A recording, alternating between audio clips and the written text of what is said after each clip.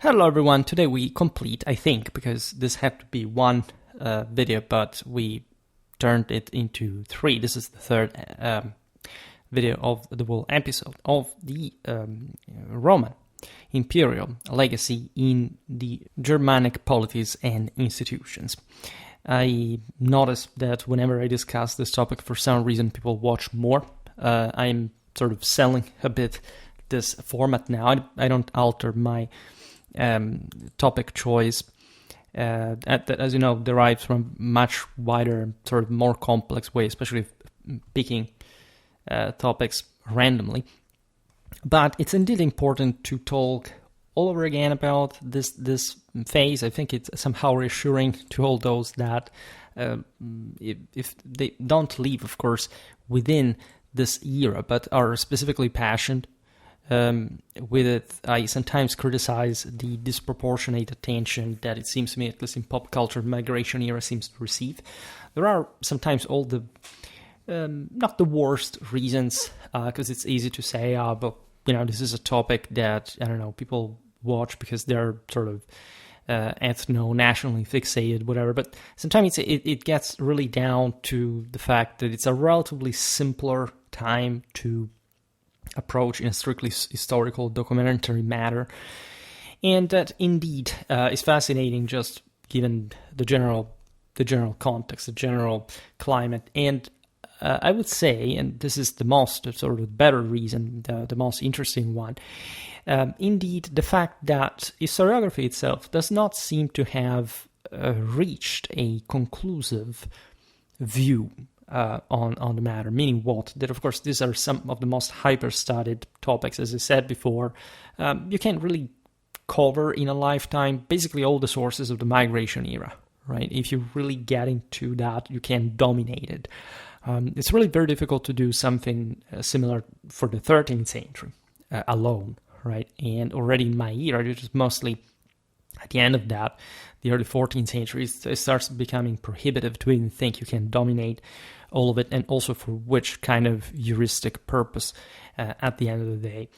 But as it often happens in those fields where there is indeed less evidence, there is also a bit more of ideologism, filling the gaps. This is somehow normal, right? If you consider it as simple bias, that of course it's never simple, never random, right? There's always some broader narrative and reason behind that, and that's why it is interesting, because it's the right mix between sort of fairly known history, but also different interpretation you can give to the same. Videos like this, I think, are a bit lacking on YouTube, because honestly, I don't remember what's the last migration era themed video that I ever watched. I wouldn't say that it's not even such a overwhelmingly covered topic, right? If you get into those mostly British dominated history channels, indeed the Anglo-Saxon era comes up fairly often, but my predilection for some more comparative diachronic analysis of what is at large Romano-Germanic Europe is a bit more lacking. I may be the only person who actually makes videos on this, right, that are not...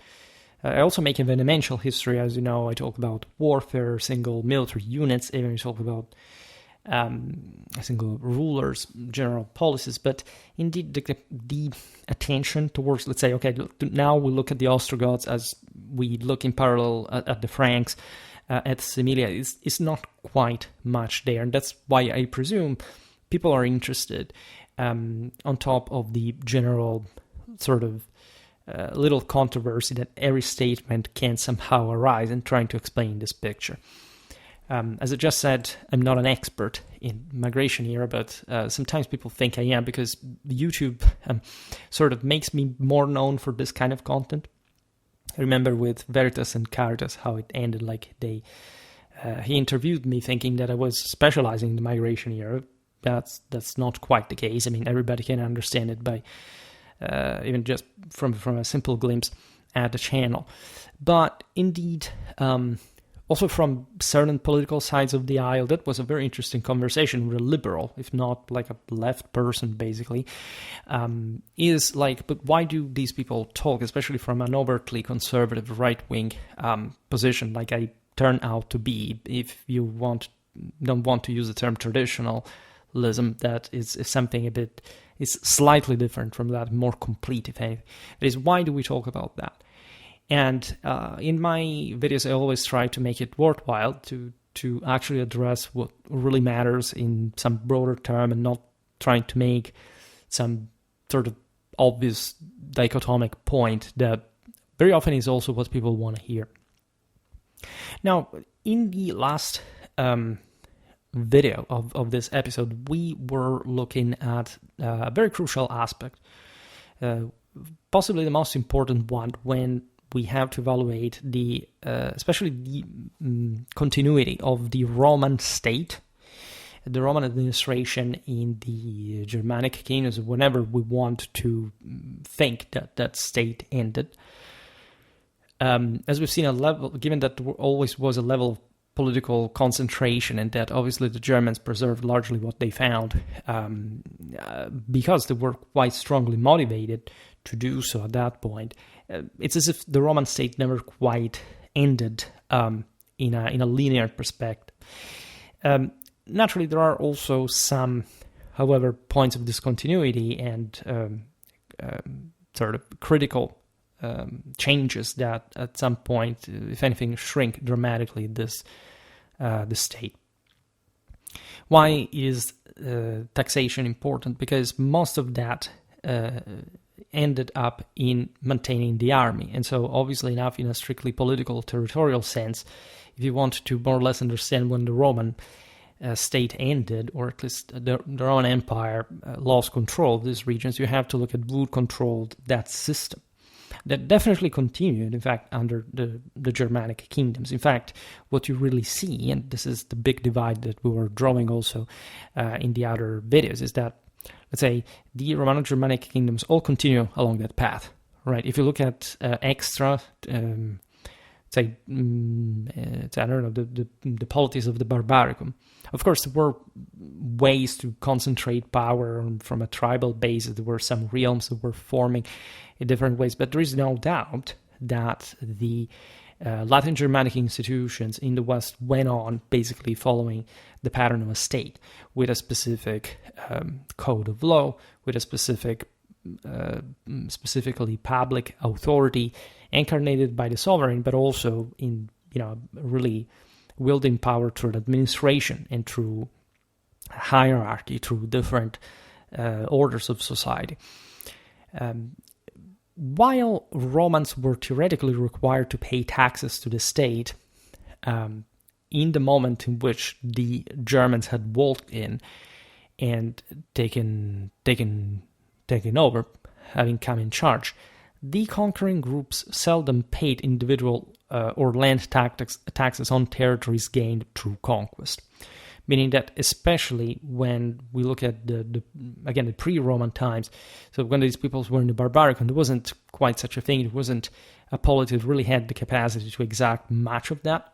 In fact, you had some sort of petty kingdoms at most that had some form of power concentration, were able to redistribute wealth, maintain the same troops that very often collected it through looting and raiding, etc.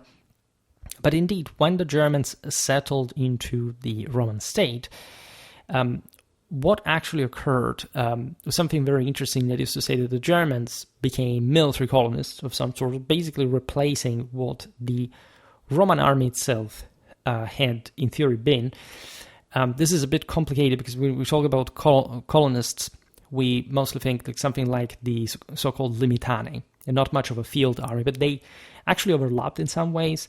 Even in the late Roman army, some limitani forces could be as effective as the comitatenses ones, for example.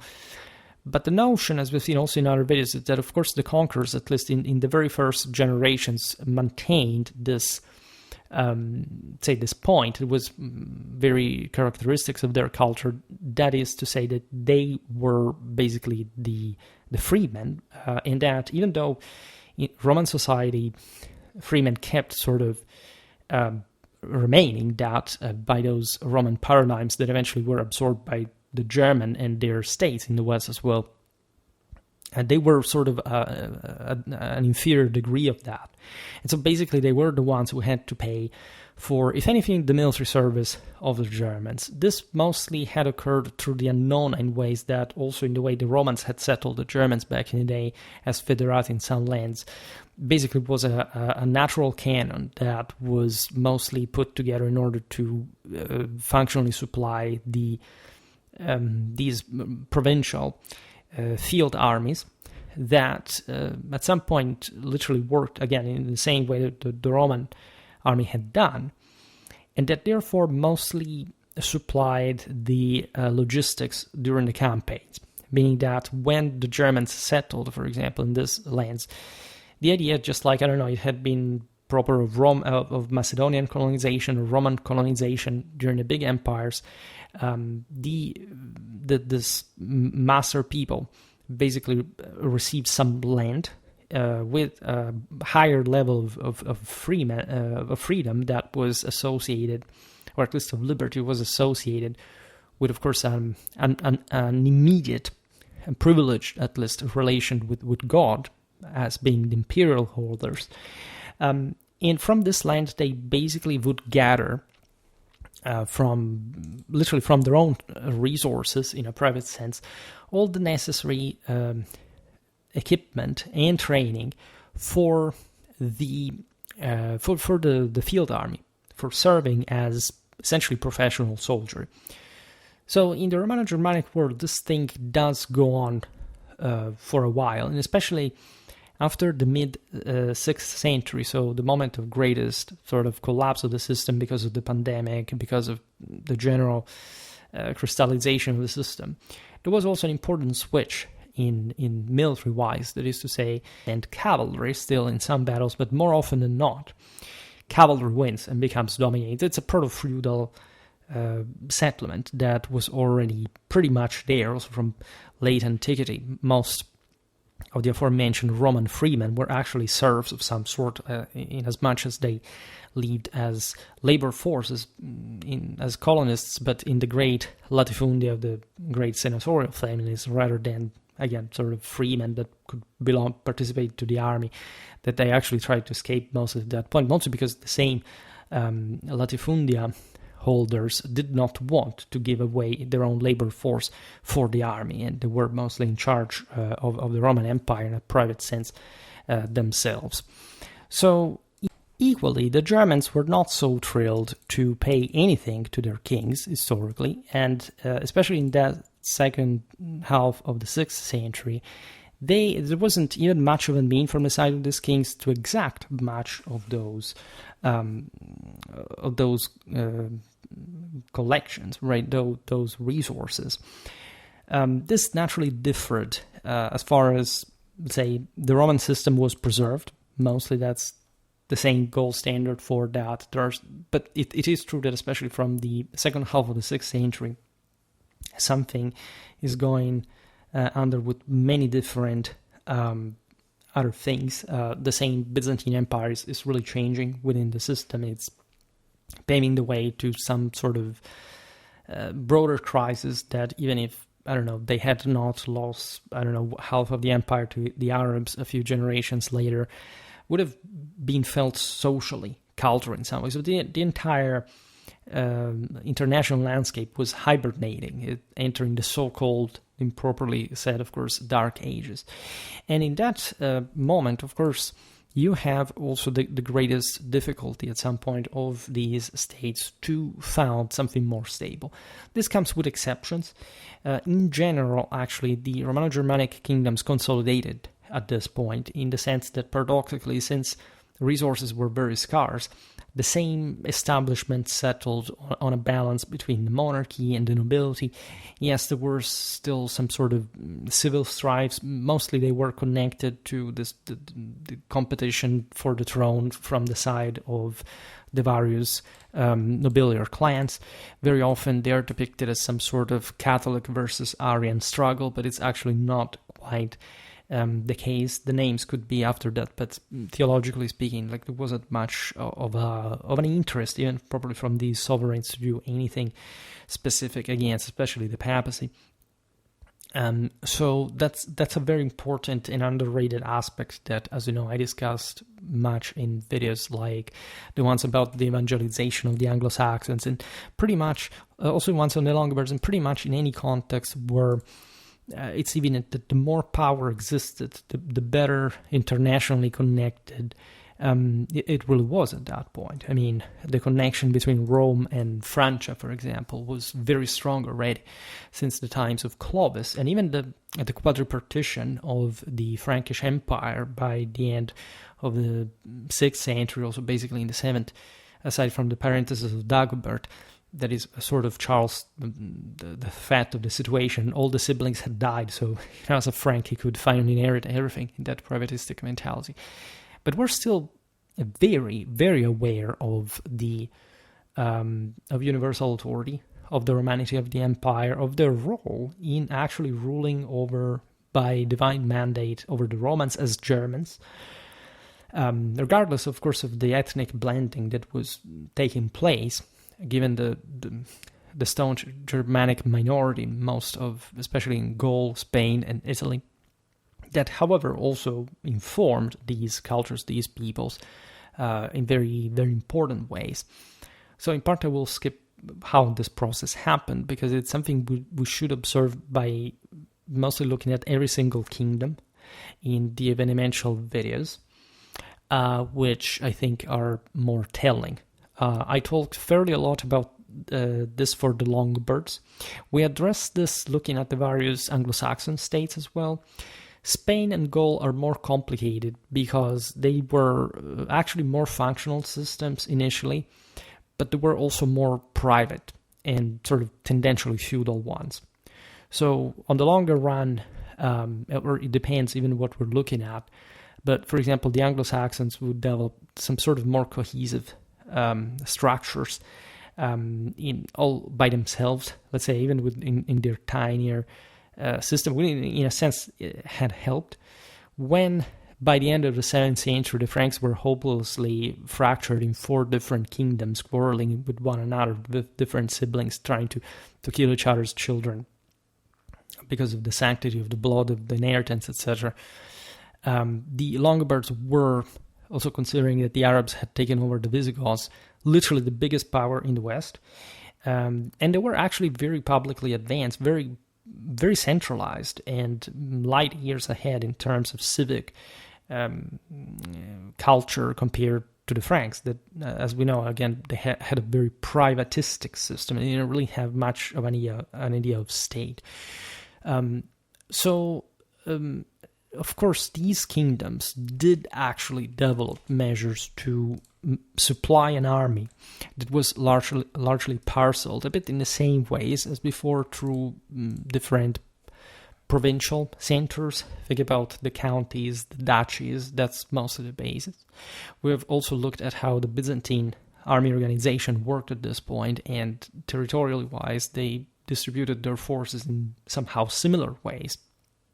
People tend to, from one side, of course, notice the difference between, say, the formal, especially the institutional profile of these realms, but they don't understand very often the fluidity of this system, meaning that, like it happened in other times, like under the rise of the Carolingians, etc., like great forces could be mustered, right? What you evaluate military-wise is also what derives from political pressures, and in a sense, the Latin Germanic West developed along a more civilized pattern in a strictly, but also broadly political sense, that, for example, was unknown to the Byzantine Empire, that had a much more sort of monocratic sense of Constantinople's centrality, and the fact that there wasn't, aside from, of course, the nobiliar houses, there wasn't much of a broader participation that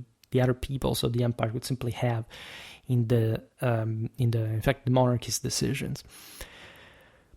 this is naturally complicated because, yes, if you look at the Anglo-Saxons, definitely they didn't have much of a more functional system than the Byzantine Empire. But if you look at the Franks, if you look at the Longobards, if you look at the different times, other powers as well that developed in the West, in the same Carolingian Empire, in the long run, you realize that that there was all what was really necessary for the system to work, right? To stand on its legs and to not simply fall back or evolve or sclerotize like it had happened to Byzantine society, largely. Admittedly, because of great pressure that paradoxically made the system more resilient in foundation, but also at the expenses of its own fluidity and flexibility, which on the longer run, if anything, backfired, especially against the West.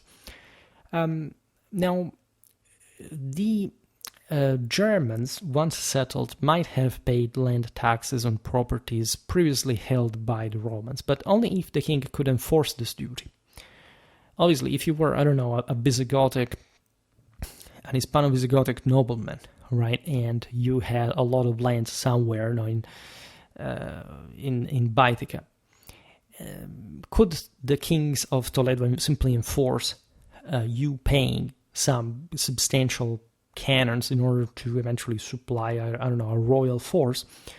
Notoriously, the kings of Toledo, at some point, especially in the early Visigothic kingdom's history, there was, of course, a pretty substantial capacity to wage war. It's that we're still looking at before the shrinking of the second half of the 6th century.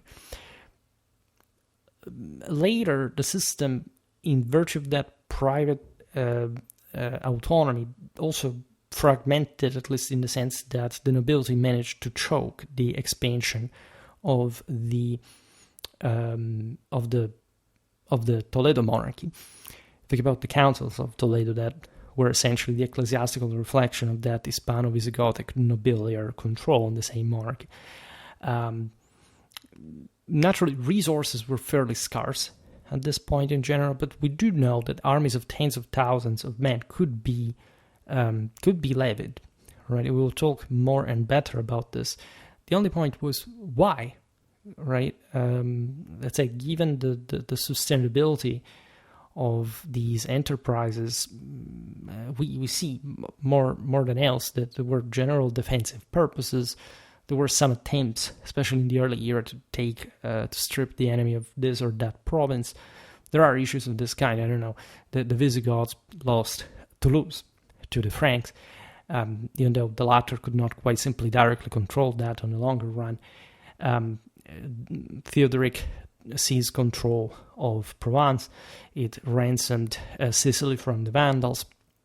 But aside from that, most of these Romano-Germanic kingdoms remained within their own, after all, pretty coherent boundaries.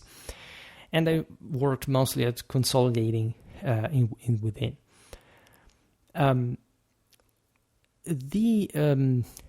Of course, if we assume, however, that there was some broader recognition of the fact that land taxes had to be paid to the king, there is surely also the continuity with the Roman administrative system that had been preserved regardless of the chaotic conquest phases and other moments of decline. And some historians are skeptical about this, meaning that naturally it's difficult to find, first of all, any kind of evidence, say formally, documentarily about this kind of continuity. Also, it's likely that the Germans, again, having, as we've seen, also started to issue some codes of their own laws, in Latin, however, aimed at, let's say, simplifying a bit the system. Also because the system was largely no more in certain cases, or at least was very demanding to maintain, especially if you didn't have a Mediterranean empire at large like the Byzantines. It would have been quite difficult, and indeed the same Byzantines did not have even this overwhelming amount of control, and that where they could simply squeeze the gold out of the bigger centers. Literally, there was a major tax on the biggest cities in the empire that had to be paid in gold to Constantinople. and which seems a bit insane. It explains a bit the reason also why this is the same Byzantine Empire at some point shrank as well, which shows that in fact also from the so-called Roman side at that point there was actually a major difficulty in specifically maintaining the system intact with their own resources. Now, in this setting, the king sustained himself and his court mainly through the crown's estates, that is, his personal holdings, but had only limited and intermittent funds for public works initiatives.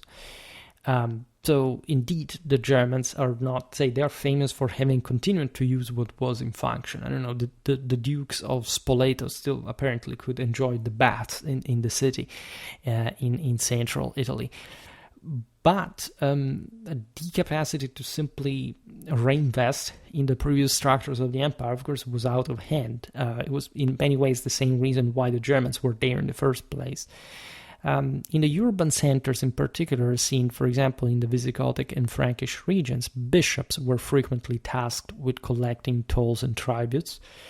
Why? Because they were the heads of the most functional, say, communities or safety nets, and especially as the Roman state, the layout already had evaporated from there. That's the reason why, as you know, episcopal and comital, usually like this lay power, would always go hand in hand, so to say, in say from as it had already done during Roman times, but now in this more parceled fashion. If you look at the investiture controversy, at the missi dominici, at all the obvious pairing of lay and ecclesiastical authorities historically, Frankish counts, Longobards dukes, they had always been sort of living in together with bishops locally, because fundamentally the Germans again took care of the military side of the story. The bishops helped,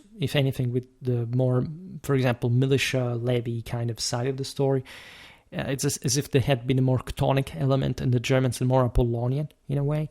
But there were important blends. For example, in Visigothic Spain, certain areas had surely been Germanized, but they remained so deeply Roman in many ways.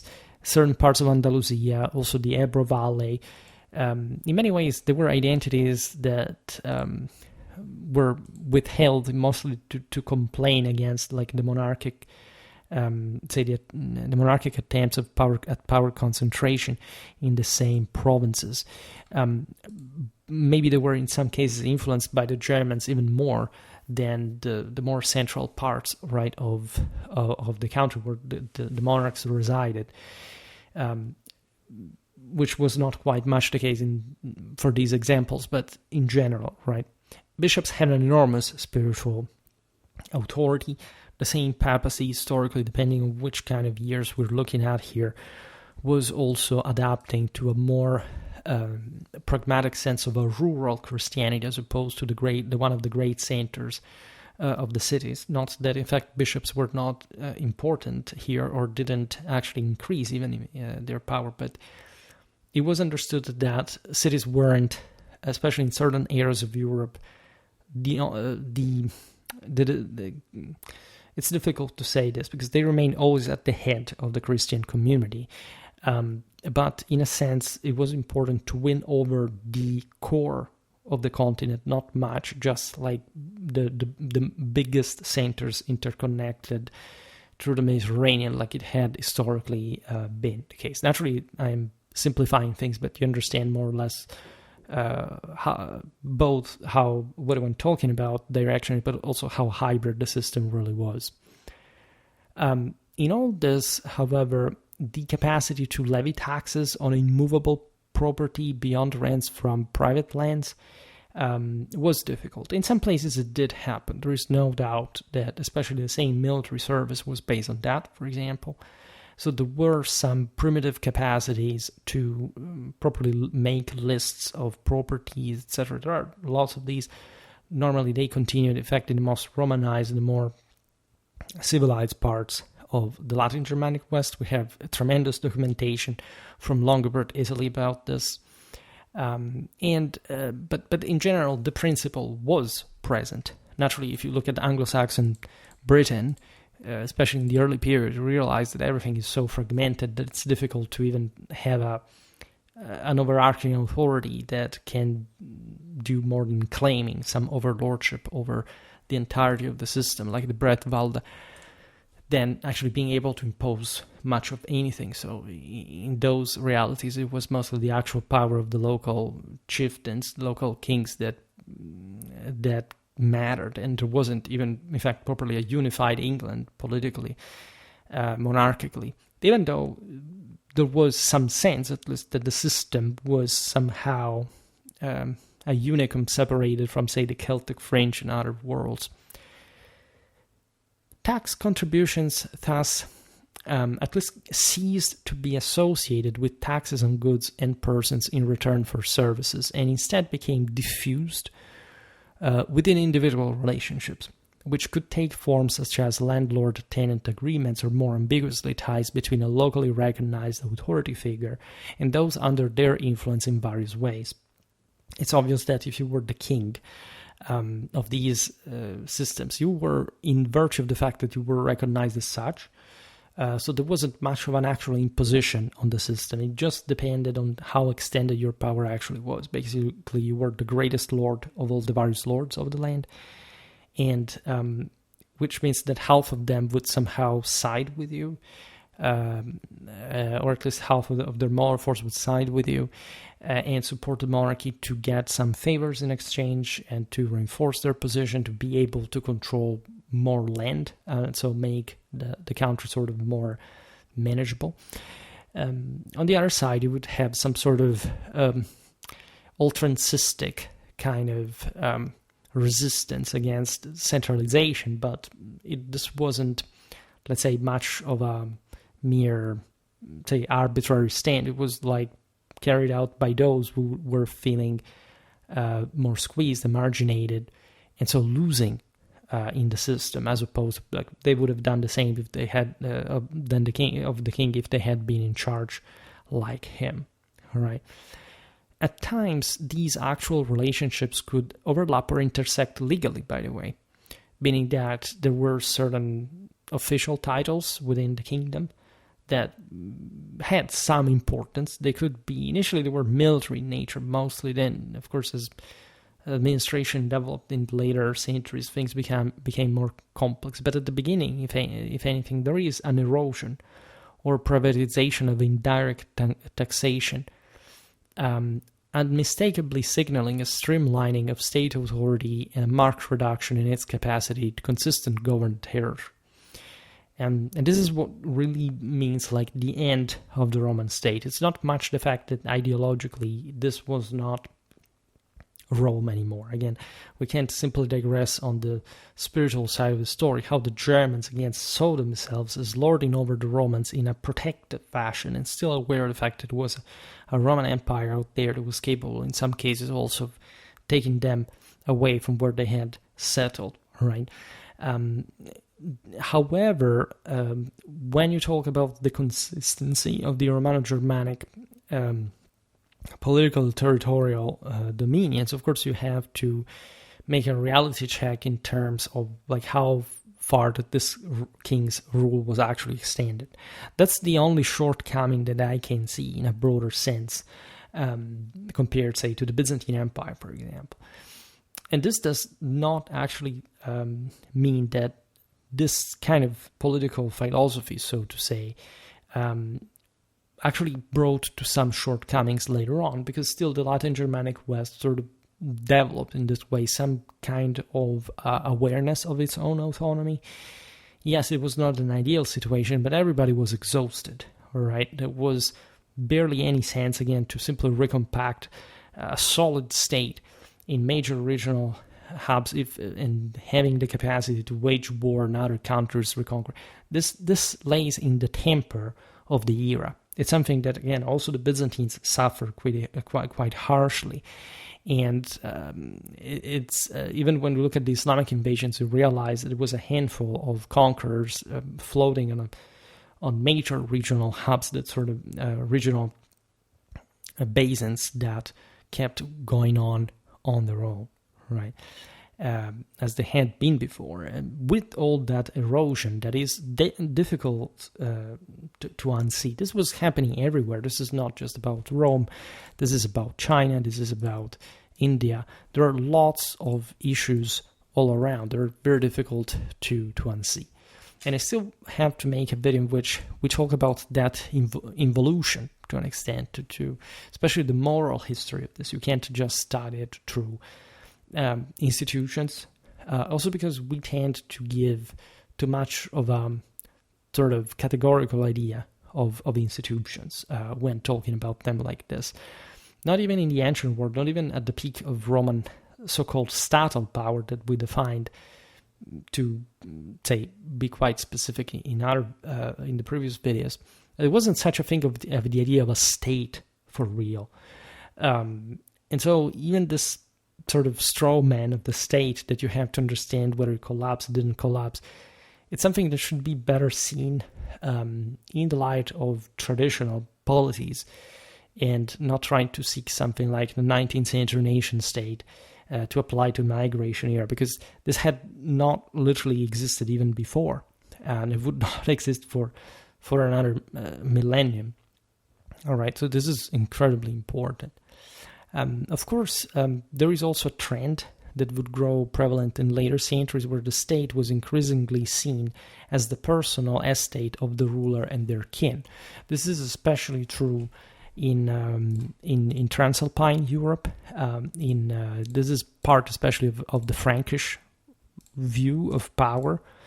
It's normally pertinent a bit more to all the feudal system. Let's say, if, for example, if Visigothic Spain had gone on, probably it would have had some similarity to that, even though probably they would have had been able to recover more sort of Romanity from Spain, but depending again on which territories would have been reconquered. This is what the Arabs did in part, for example.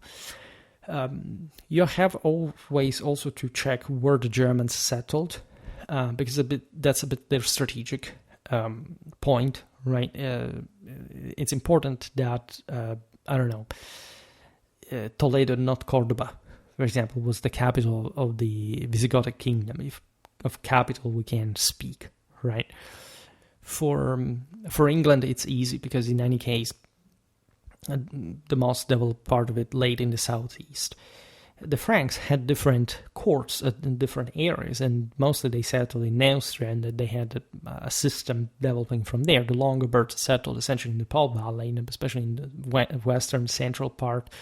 They managed to subsume Tuscany, also as part of that core land, and in fact this would be the most advanced part in the later communal world, because they had become more orderly, more advanced through that administrative framework of the Germanic rulers. It was still very Germanic, but also very Roman at the same time. That's a thing that people tend to confuse at times. We also explained in the previous videos how, of course, there is, again, a very different level of Romanization across the Latin Germanic West that you have to always check to understand essentially what we're looking at. Excuse me, drink a little. So, within this overarching framework, certain patterns in the power struggles within the Germanic kingdoms of the 6th and 7th centuries become clearer as well. For instance, there is some rivalry pretty much everywhere, and people still misunderstand sometimes how it worked. For example, we're talking... and this is even important because, for example, Gaul in Spain had maintained some kind of higher aristocratic power. Why? Because the Latifundian part, yes, had shrunk, had decayed, but they were still there. There wasn't nothing specifically traumatic that brought to the end of that system. So there were basically very powerful families that in part were also the descendants of the same senatorial ones married into the Germanic leaders once and so on. This is true for, again, the Franks and the Visigoths in particular. The Franks develop especially a dynastic sense of themselves, so you would think, okay, so they're more unified. In a sense, paradoxically, yes, But this does not mean that they can't fragment at the same time, because they considered their own dynastic possessions as a private one. So you have sort of 4 different chunks, and Neustria, Austrasia, Burgundy, and Aquitaine that are being ruled by the same Merovingian dynasty, but killing each other very pleasantly. By the way, the centers of power are all close to the corner between the 4 chunks in the heartland of France, which is also the same one from which, in fact, any Frankish powers will blossom also later on. The Visigoths had more problems, because, as we've seen, they had an unusual migration. They had first settled in Aquitaine, and then they had been kicked out of that by the Franks. And so, pretty late in time, they had still this sort of remigration towards Spain, where some of them had already, of course, crossed over, but that had to reorganize. There were lots of wars, as we were saying before. For the first generations, especially of the kings of Toledo, witnessed this incredibly energetic and successful recompaction of the Iberian Peninsula that is enormous, by the way, geographically speaking, also very diverse within itself. But at the same time, the systems simply ran out. There wasn't much of a simple partition of power like among the Franks. They literally knocked out everybody. And they decided that they had it accepted that the Merovingians were in charge. Like, they also killed lots of Frankish leaders quite early on. So there you have to follow the history of Clovis, because without that extraordinary individual, we wouldn't have this incredibly successful system. The Franks were also Catholic, while the Visigoths stuck to Arianism, and that was at least an excuse that fueled some kind of clash between the same high aristocracy, that however prevailed, as we were narrating before regarding Toledo and its kings. It's true that if you look down the line, the late 7th century, the beginning of the 8th, before the Arabs arrived, indeed also the Visigoths were developing something more feudally, courtly, monarchic, etc., but and it was very interesting, but it, at least against the Islamic tide, performed quite poorly. So indeed, we think that there was some problem at the foundation of the same. There is this notion that, for example, the Longobards kingdom would have been hyper-divided. This is completely wrong, right? This is extremely well known from a historiographical point of view. Later in the day, people normally, just in the 19th century, had to make of the Longobards the archetype of Germanicism, which is even correct to an extent, for many reasons that we discussed in many videos about the Longobards. But it's absolutely not true that the Longobard kingdom was basically a fractal system where there was no center whatsoever. On the contrary, it was by far the most unitary Romano-Germanic kingdom. And there is this initial phase where they settle under Alboin, who was more or less king of all the Longobards. Indeed, at this point, they were quite unruly then. Basically, the Byzantines and the Franks coalesce in a moment in which the Longobards had decided not to recruit any king, to elect any king anymore. And so they re-elect a king. And we're still in the end of the 6th century. So the Longobards migrated nominally in 568 by the king of Authari, which is 584. So very close. There is a kingdom of the Longobards that indeed Authari has to struggle in order to be accepted by some of the dukes, the ones especially closer to him in the Pop Valley that had been Byzantine Symmachoi, right, clients in some ways. And after that, basically there is no knowledge, because he succeeds, by the way, there is no knowledge that any duke whatsoever in the rest of Longobard history ever said, we don't recognize the kingdom, or there is no center like in Pavia, or they took their army and decided to destroy the kingdom, to sabotage. There is none of this. There are clashes between dukes when they were competing for the throne, and that's where you still find the notion that there were the Arians and the Catholics, but that by that point they were largely Catholic. In fact, that's also the pattern. Catholicism wins all the way, but there hadn't properly even been persecutions, say, against the Catholics. We don't have evidence of that. We don't even have it for the Vandals, telling the truth. And the only instance in which you have a Longobard secession, or at least very traditionally, the rejection of an elected king is at the very end of the kingdom, when basically Desiderius was elected as a Frankish papal puppet, and the northeastern Longobards, the ones of the so-called Austria, said, this is not our king, because we have not been defeated by the Franks in battle, because they had in fact defected Desiderius when the Franks had invaded the king also before. And I also made a video about the Battle of Livenza River, but all the history of the Longobards kingdom in within is one of the most strikingly unitary. It's the most unitary case of Romano-Germanic rule, where there was a kingdom, there were royal officials, there were the dukes that cooperated with them. There is no instance whatsoever of any perpetual clash between each other, which for some reason some people still think. And this is again notorious on the basis of the most updated historiography, but from the last 70 years, like, and the sources are quite clear. The Franks were much more quarrelsome.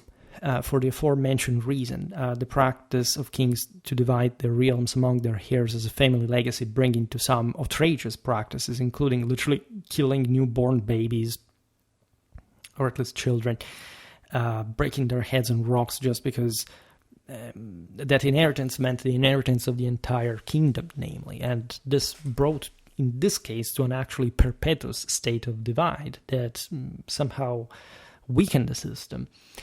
But it has also been a bit reevaluated, because even as far as the Merovingians are concerned, there is a bit this black legend. And when you look at what the Carolingians did, basically they did exactly what the Merovingians did as well. This wasn't such of a terrible time with the Roi Fainéant at similar things, right? But indeed, it was a very sort of, at least privatized system. It was, in the Frankish world, not much of a sense of the idea of a public authority other than the one of the king, the person of the king. And this, as we've seen, also was very much challenged by his own kings on the basis of blood.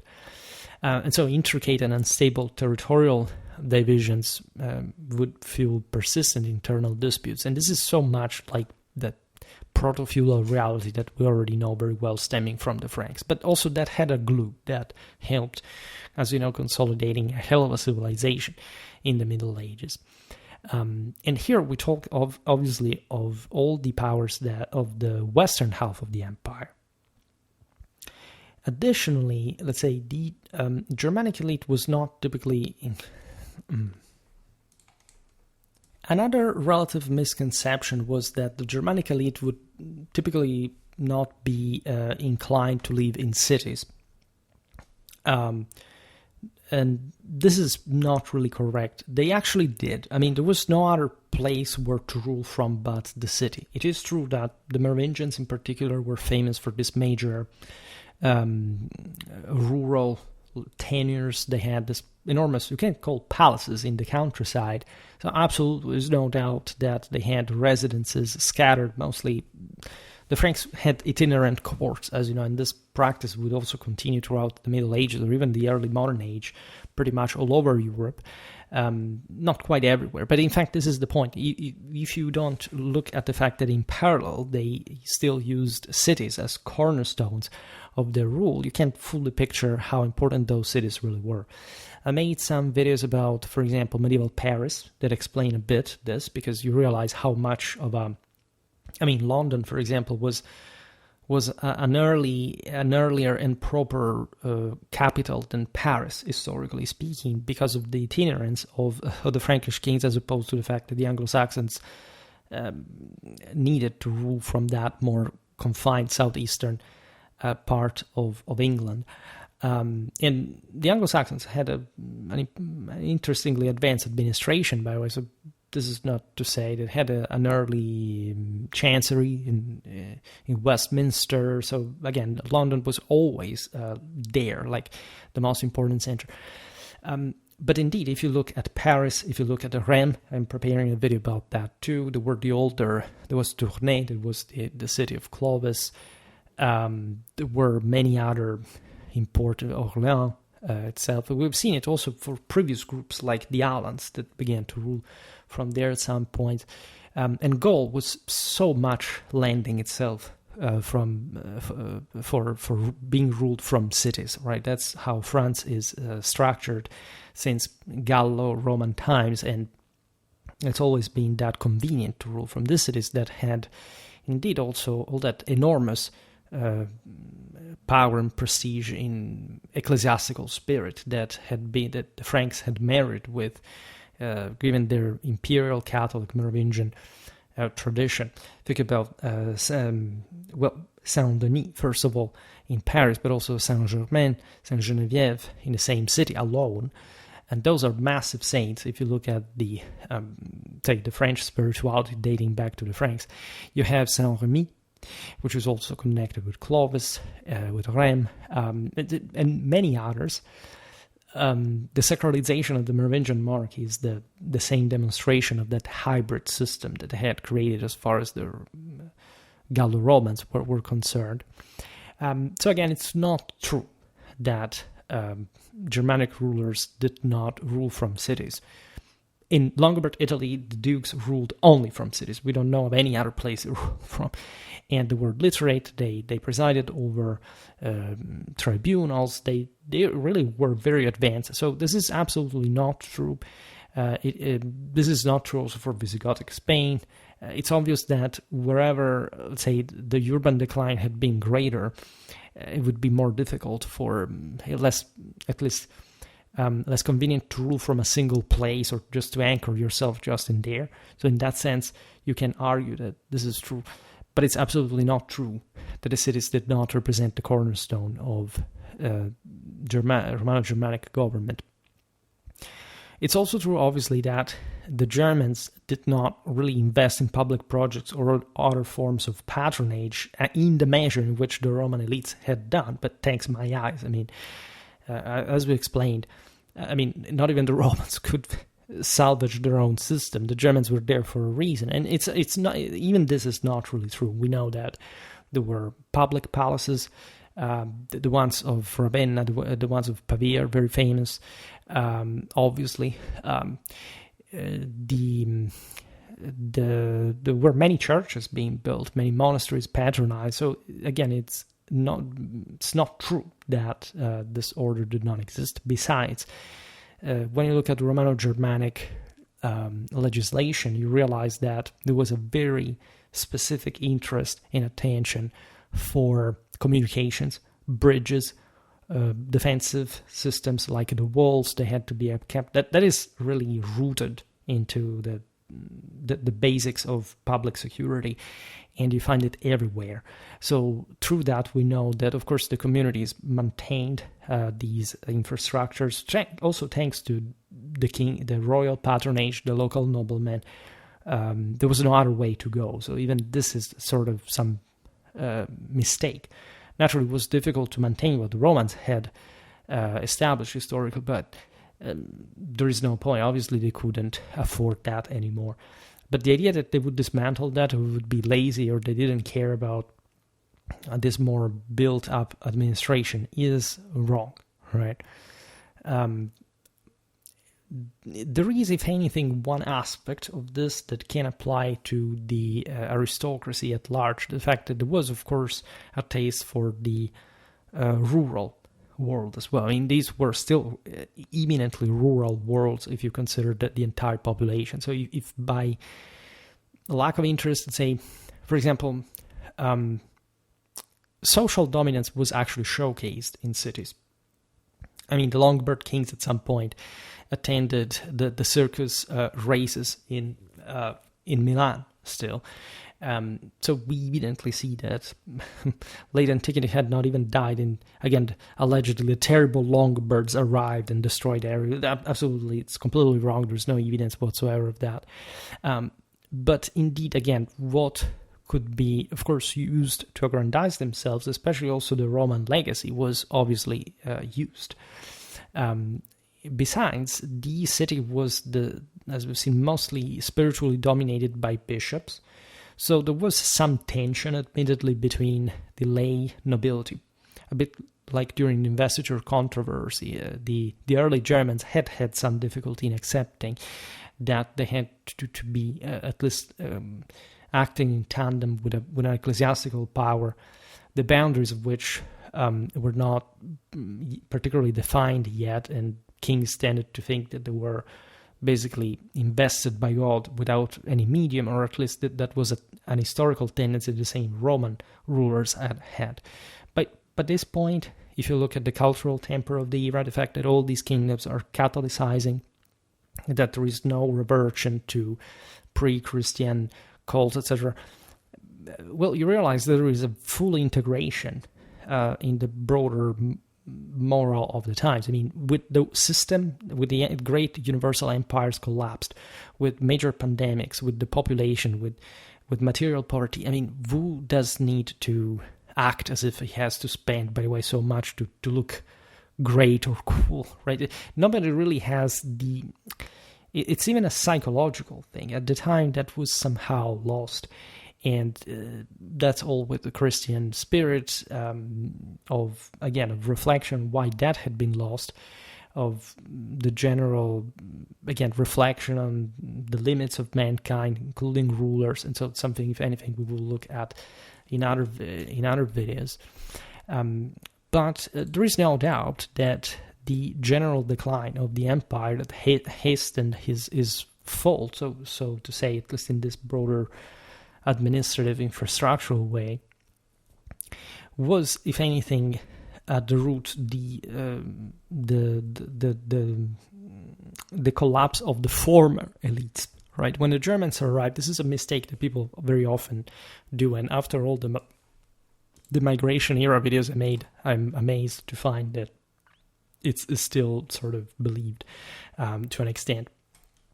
But the Germans, again, did not actually destroy the empire. They didn't have any interest to do that. Like, what you see as a general destruction of the system mostly occurred during late antiquity for many reasons, including the Romans fighting against each other. The Germans surely contributed to erode the system, as they were former enemies to be kept outside, or at least to be Romanized and sort of resettled as manpower, labor force, as other peoples. But let's say what they did when they were here was not bad, all right? It was not something that aimed at the destruction of humanity or the dismantlement of its institutions, okay? It may have been even a matter of culture. It may have been a matter of general let's say attitude. Even, of course, the Germans had this sense that they were more warlike. They thought that even the civic involvement was somehow a serf thing, right? But from all what we know about the development of the Romano-Germanic kingdoms under an institutional juridical point of view, is that the Germans, together, by the way, with the previous Roman elites and or their assistants, if these had fallen during brutal episodes like the Gothic War, they worked very much under a civic point of view. They tried to make this thing work as well as they could, and if for the times and places, you realize they actually did pretty well, right? There isn't much of a fault in this sense, and on the contrary, there seems to have been a general understanding of the value of the previous civilization. So absolutely no, there isn't such a thing, nor there is actually the sense that the Germans hated Romanity. They may have had surely some kind of attitude towards the conquered Romans in the first generations. Surely they weren't tender-hearted people. They weren't there for charity or whatever. But they weren't depreciating Rome. They weren't trying to say, okay, well, this is a place where it sucks to live because everybody's Roman. On the contrary, they had been coveting the rule of these countries for a very long time, and now they were actually doing their best, also coming from relatively Romanized backgrounds, by the way. We can talk about who was Romanized enough, etc., but say in a broader continental perspective, of course, the Germans had been developing, you can argue, within the Roman Empire since the time of Caesar, because the Romans heavily controlled what was also from the other side of the Rhine, of the Danube. And obviously these were familiar peoples. They were not strange foreigners, especially by the time they entered in this system. And don't get me wrong, the Romans would have not been happy in general, at least especially the elites and those who felt ousted or witnessed an invasion, etc. But on the long run, the Romano-Germanic syncresis, function as well as the peak of medieval civilization shows you, all right?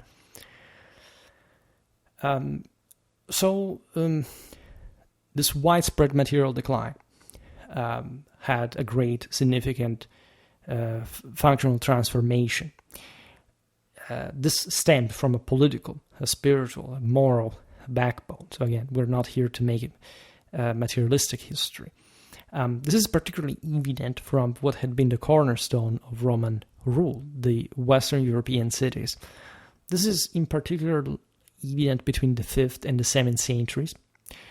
This is obviously in parallel with the service infrastructure inherited from Roman times, looking at the great aqueducts. Of course, those were too costly even just for the numbers of people living in the cities to maintain. There were other ways cities would be organized. If anything, we will see it in a proper archaeological context that indisputably confirms this shrinking.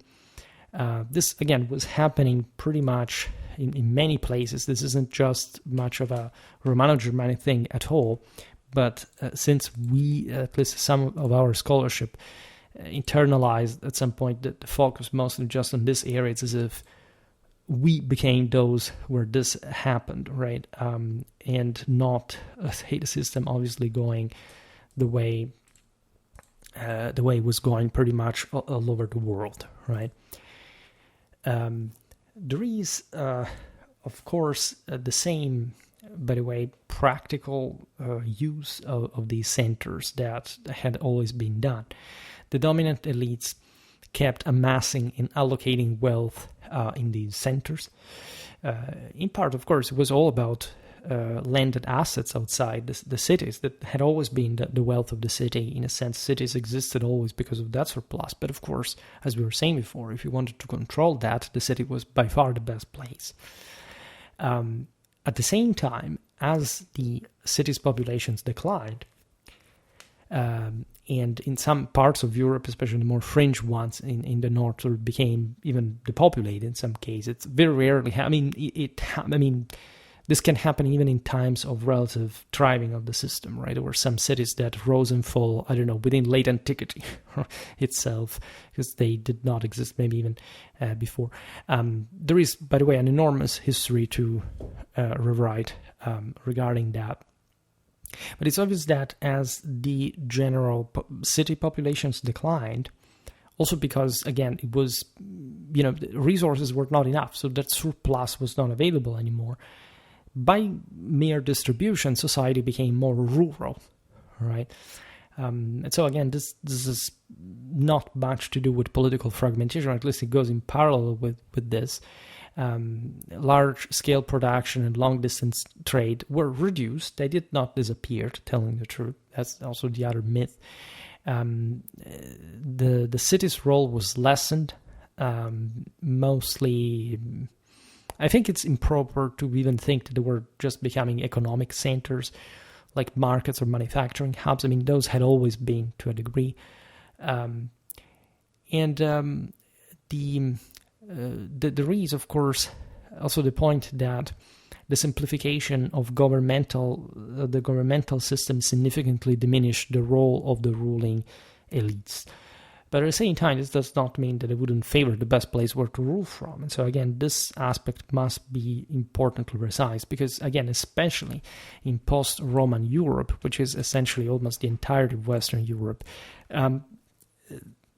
there isn't such a thing like the end of the city. I mean, just if you know ecclesiastical history banally, you know that the Roman system remained or even spread further in places like Ireland because it was the only way you could have a church or a civilization to begin with. In the Roman system, the city was the center of the church, of public authority, and from England to Italy, from Spain to Gaul, it was always in the same way, regardless of how, of course, deteriorated cities could be at this point. We also explained, again, in the previous video especially, how actually the biggest urban concentration was by relative terms in the west, not in the east. All right, so in the same period, the Byzantine cities had some of the great cities of Hellenism had long since declined. All right, Rhodes, Athens, Pergamon. Do you even hear them? Justinian closes the School of Philosophy of Athens, and I don't know, the biggest cities you find, other than, of course, Jerusalem, Alexandria, and Antioch, they didn't have an older history, but they were also basically just the most important centers in their own provincial dimensions. Are the only names you hear, as opposed to, I don't know, Aphrodisias in Anatolia. So it's impossible to unsee, all right, how even the East was suffering of that importance, especially centralization in the hands of Constantinople that came at a cost. Where did those resources come from? I never thought about that, like considering what was happening in the West.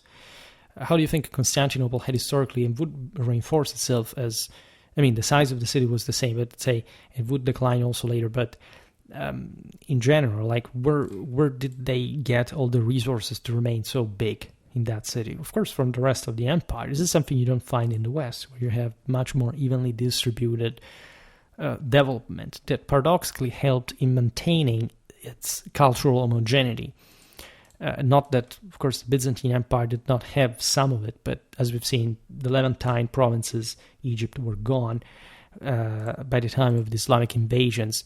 At least because of the Islamic invasion, Africa was lost. I mean, basically, the Byzantine Empire remained sort of a Aegean regional hub. Now,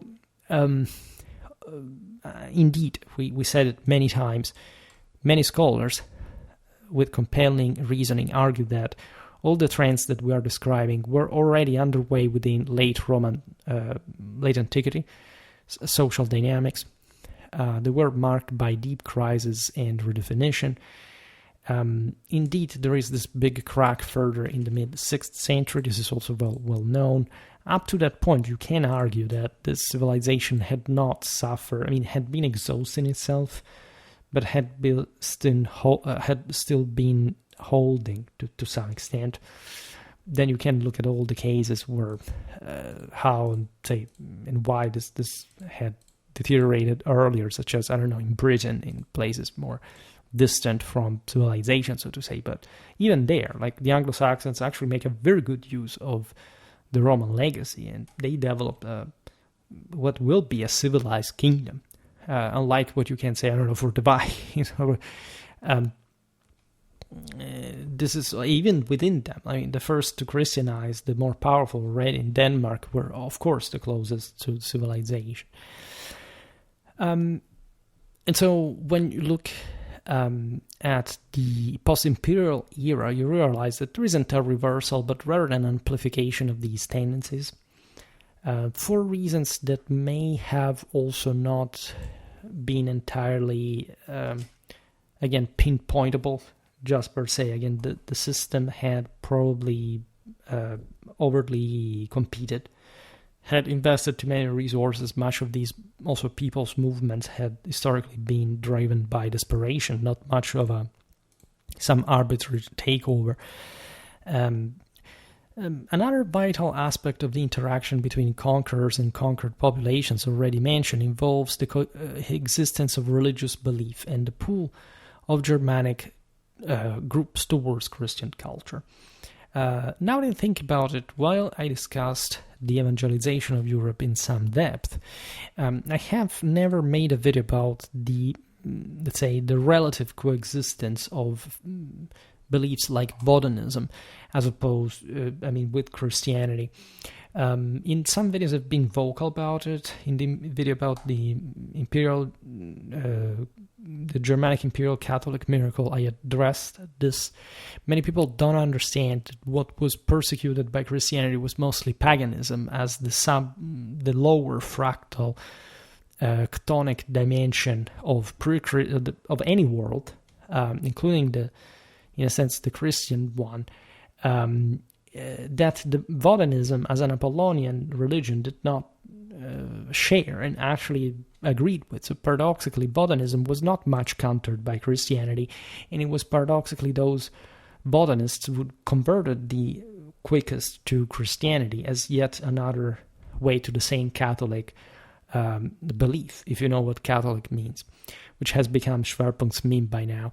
And literally, it's just like Jordan Peterson's, what do you mean to believe? At this point, I don't even explain it anymore, right? Because if you know, you know. I made so many videos about this, it's useless to keep explaining on that. So there is, however, indeed an important phenomenon in this, because upon entering the empire, Germanic populations were at large pre-Christian. This is true for, it's difficult even to be so selective because there were Christians in all of these peoples already, right? But at least the least Christianized were the Angles, the Saxons, the Franks themselves, paradoxically, and many Longobards, right? Others instead adhered to the so-called Arian Christianity, which was basically an heresy that attributed, which paradoxically did not have to do with an anti-Christian spirit, because paradoxically the Arianism was ditching the notion that Christ was a victorious hero that had achieved victory over second death through his human background. Basically, these guys believed that this guy was already God, basically, and that humans could not be God themselves. So paradoxically, again, never think that the Germans were believing to be, I don't know, we still got it, these Romans can't be gods anymore, haha, we'll show them what they are. On the contrary, they had a counter-cultural belief that they had developed in the fringe against, in fact, the Catholic Roman beliefs. That's still, of course, open to the subastocratic possibility of having a divine power. And this is, by the way, not entirely true for the entirety of these people's society, meaning that especially the elites were much more straightforwardly Catholic or Catholically oriented. Actually, many of them had converted to Arianism exactly to be, say, acceptable from one side for the Christian empire as Christians of some sort, but still not full Christians, because the majority of their people was sometimes literally not just pre-Christian, but also pagan. And so essentially against the elite, against the idea of some bigger boss that would rule over all over them. In a sense, they had also a deeply imbued sense of individual freedom at some point, but already by the late antiquity, so the notion that even the individual infantryman could be someone, right, in his own regard. And indeed, if you look at especially the legacy of Frankish work, but not only, there is a deep sense of respect for that, but only when that power actually existed, which by this point in Germanic society basically was relegated to aristocracy. In fact, it's not a surprise that the most Christians, say that those who had converted to Arianism, as opposed to those pre-Christians we just listed, were the most Romanized of these peoples, the Ostrogoths, the Visigoths, also the Vandals that pass as, again, also like the nickname derived from them later, which actually stems from the Germanic Dioscoroid, the Vinil and Mandil, and Vinil were the Longobards, telling the truth, had to Romanize because, of course, ruling from Africa, where we know that they even did a good job. Africa was one of the most developed provinces in the West, one of the most urbanized, for example, well connected with the rest of the Mediterranean, etc. So this is very interesting because through these people's alignments, you can understand more or less the political background of the situation. But more in general, you realize that the Germans basically were just to be Catholically Christianized. I mean, there isn't any, power that says, no, we decide to be Christian, to be Arians forever, right? And who cares about Catholicism? This literally does not happen. This paradoxically happens in the Levantine provinces. We talked often about this, also in Byzantine spirituality that was all but unitary empire-wise. And the West actually behaved pretty darn well, right? Even when some of these groups were, like the Longobards, just invading Italy and hostile against the papacy in the moment, and there were Arians in that sense. When there was a dispute between Rome and Constantinople over theological matters, namely the Byzantines doing something crazy by trying to preserve the heretical provinces of the East, the Germans were always backing the Pope. There is an incredible theological, doctrinal, and Catholic coherence in the Latin Germanic West that if the notion that, again, there were just the Christians and the non-Christians, and that the Germans were just the bearers of this non-Christian ethos, you would see in different ways. Instead, they don't. The Germans quite straightforwardly Catholicized. Beside, there is a pattern there where, of course, maybe this is typical, for example, in Anglo-Saxon history, but also in other countries, like there is one king that Christianizes himself. And mostly at that point through the Catholic lens, because at least we talk about the Anglo-Saxons, that was happening through the Merovingian medium with the Pope, so they were already Catholic. But basically a rival kills him, and this rival is pre-Christian. And then this guy is killed as well, and the next guy is Christian, and they simply go with Catholicism all the way. And so any idea of sort of Christian, of pre-Christian coming back in this period simply ignores the spiritual tempers of the time. And this goes along also with Arianism that, again, in my experience of things, was largely fictitious, right? Even if there was the aforementioned ethos, again, trying to counter the divinity, the humanity of Christ, its human nature, there was still just mostly like an attitude. It was like a fashion, all right?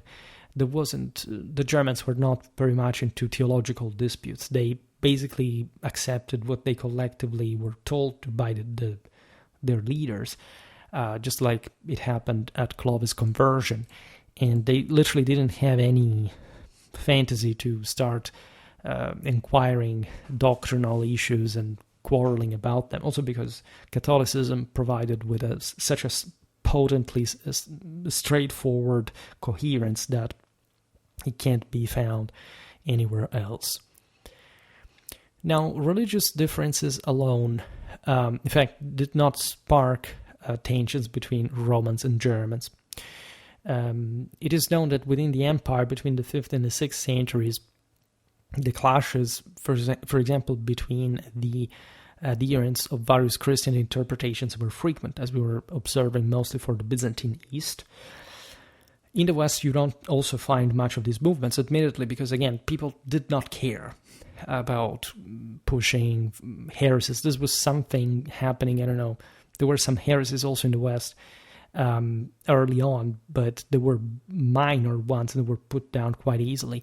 There was no regurgitation, no resurgence, and it seems, as we were talking about the Cathars the other day, that if any happened later on in the Middle Ages, it was largely also through an Eastern channel, quite interestingly enough. Exactly from those same heretical places that the Byzantines had lost back in the day, so much so that they organized a crusade against the same Bogomils in the Balkans, and the Byzantines did not really even care about the concept of crusade, but they were so triggered by the Bogomils that they, as dualistic heresies, right, they put them down as they deserved. So, again, the myth that there was this irreconcilable worldview between Romans and Germans is completely wrong. Also because it's literally irreconcilable with the traditionally organic blend and hierarchical connections between the various elements of the universe. I mean, the Germans were really needed as manpower to protect the Romans. They acted as their lords and saviors, so to say, also in that kind of more spiritual sense that especially the elites, the monarchs, wanted to stress, like the holy anointing. That was a thing that was already present in the Germanic world before Christianization, and this is notorious. There are beautiful studies about this. Look at what Clovis did, and there are so many. We tend to underestimate how, again, Romans and Germans were historically wired to one another within the imperial Catholic tradition, and this is so true at so many levels, even if you study just the military history of it. Regarding, as we were saying before, what we can't specifically call as paganism, so again, these pre-Christian but also pre-Catholic beliefs that had sort of remained within the plebeian strata of the population, the ones of the Chthonic tradition conquered by the Indo-Europeans when the civilization of the mother was ruling the land. These were, of course, far from eradicated, but at the same time, in fact, completely really harmless, meaning that they didn't have any power. I mean, who cares if a peasant that is rigidly framed within the political and social hierarchy and system of the situation still is, by the way, namely a Christian, because they would actually be that as well, but believes in some kind of materialistic superstition, depending on the earth, or some kind of say monstrous connection that he felt dependent on, as opposed to be able to win and triumph on it. These weren't properly even, these were considered more like mental illnesses already at the time. Like, you suck, you believe in the stupid stuff, there is somebody else who is actually ruling the world, also like to save you, to protect you.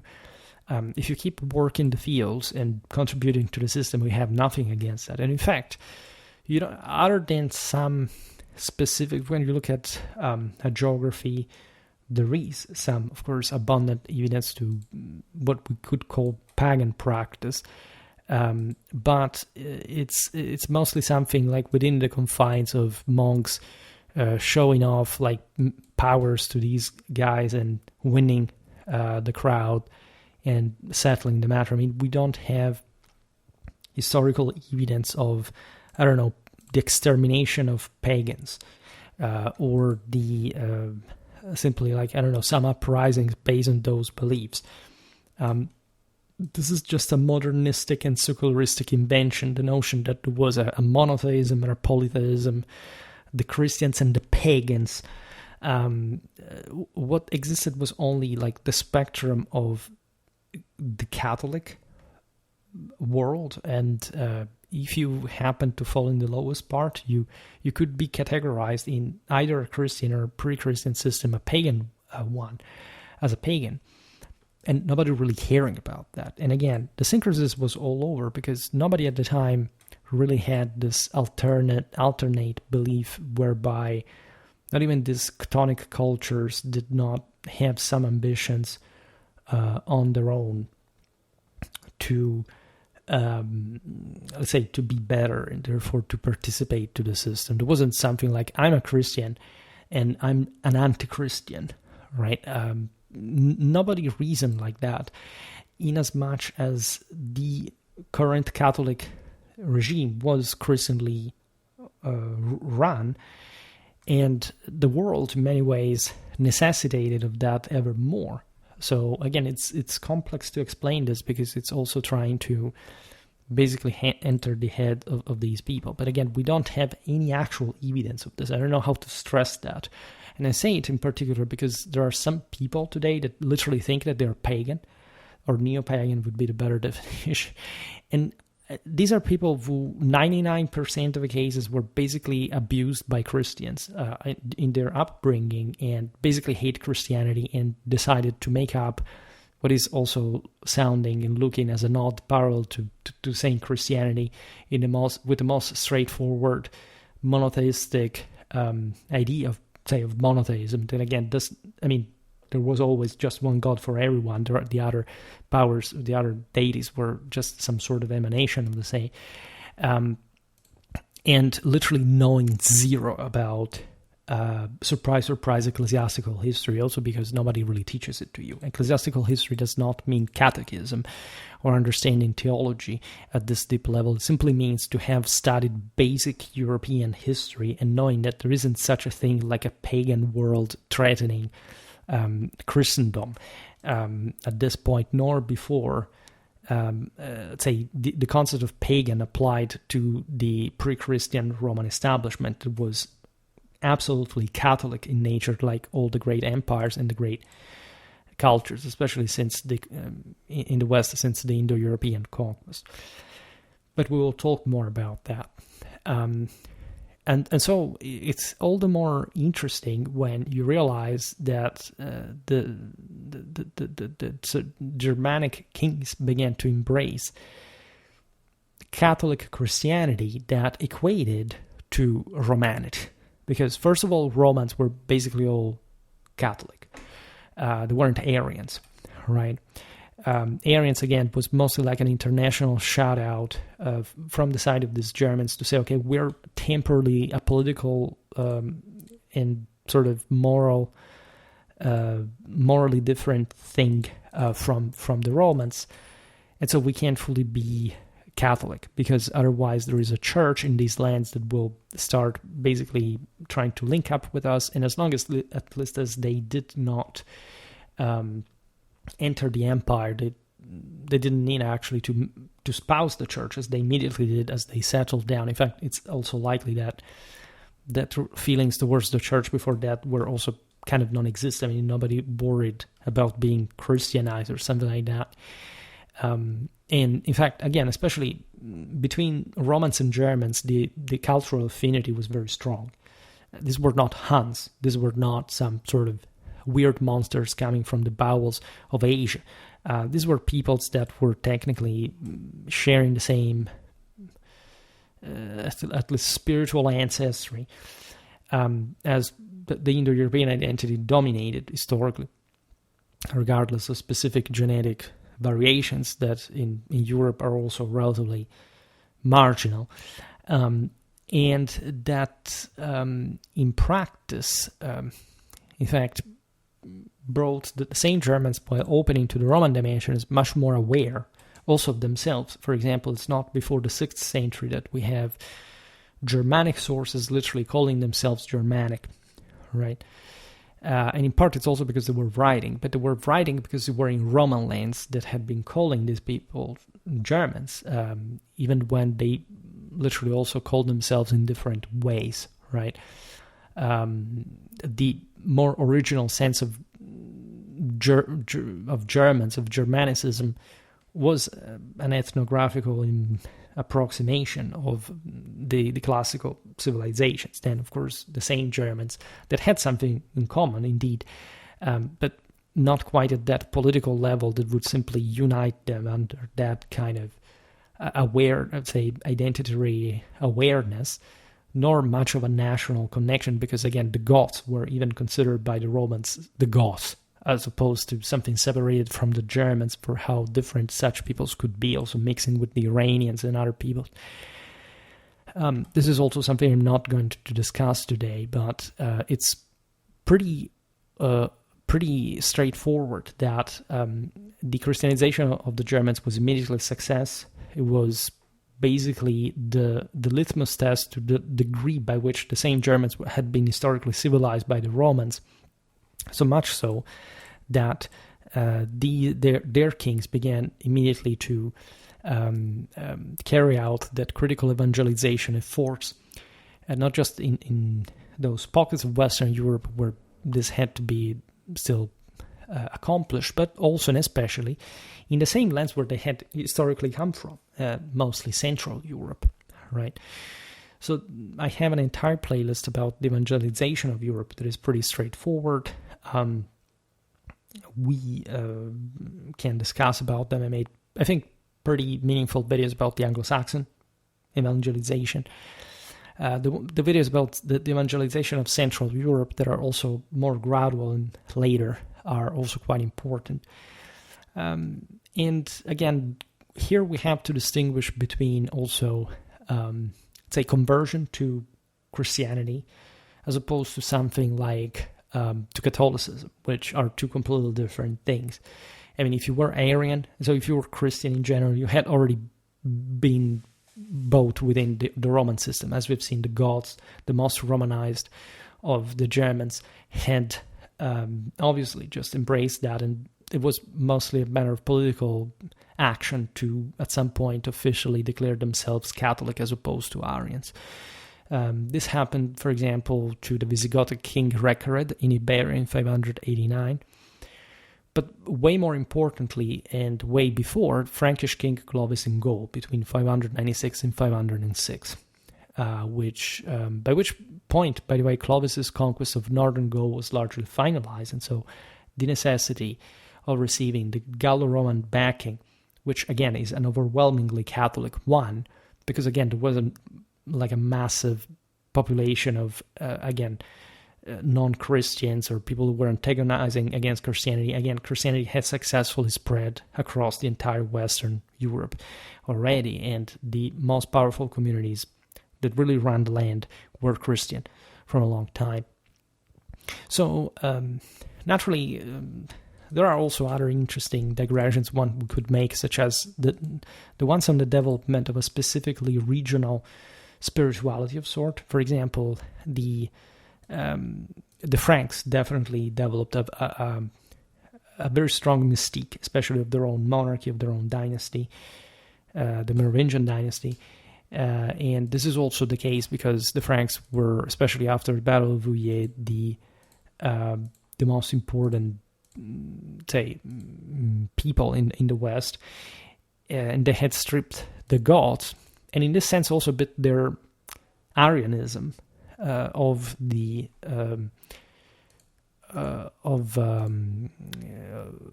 say and of the palm of the control over the system. And I was reflecting, because what is incredibly fascinating but extremely telling in this is that,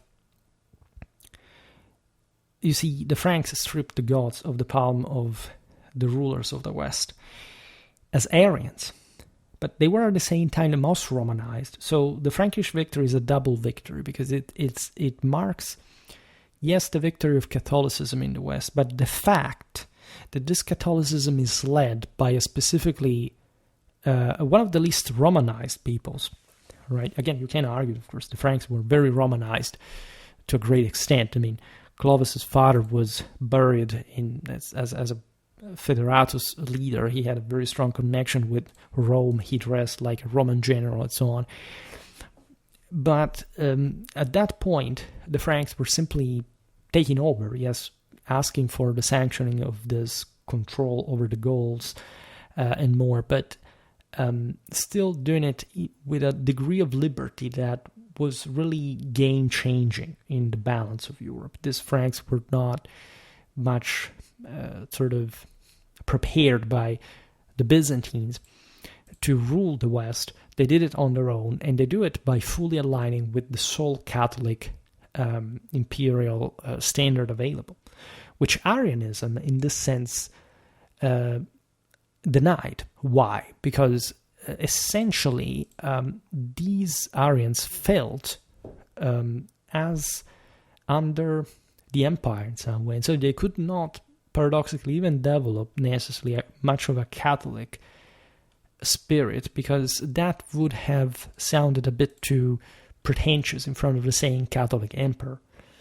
I mean, they could have Catholicized by becoming fully Roman at that point, and the Franks do something very different that marks, in fact, in my opinion, the continuity of the Roman Empire in the West in a deeper leadership sense, and one that truly matters, because that was the real imperium. That was the true romanity of the empire. And the Franks, we still see, of course, that there is all a controversy of how much they saw this as a Roman empire as opposed to a Germanic one.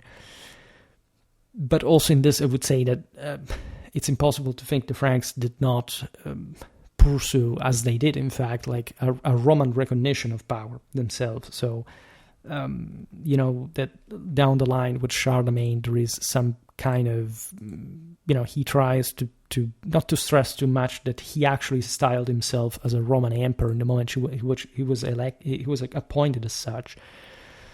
And later on, the history of the Holy Roman Empire is fully Roman, especially since the Ottonians, probably in a transcendental, metaphysical, ethnic sense and identity. So Clovis defeated the Gallo-Roman leader Syagrius in 486, vanquished the Alemanni, who held present-day Alsace, Lorraine, Baden-Württemberg, and Lower Bavaria in 496, which is also in the latter case when he decided to convert to gain victory on the battlefield. It's a very beautiful, dramatic moment. But just for saying how successful he had imperially been and how the Franks do not quite constitute a kingdom but an empire on their own. And again, I made multiple videos on this topic that also made lots of views because it's an incredibly delicate phase and it must be really explained well over and over again, right?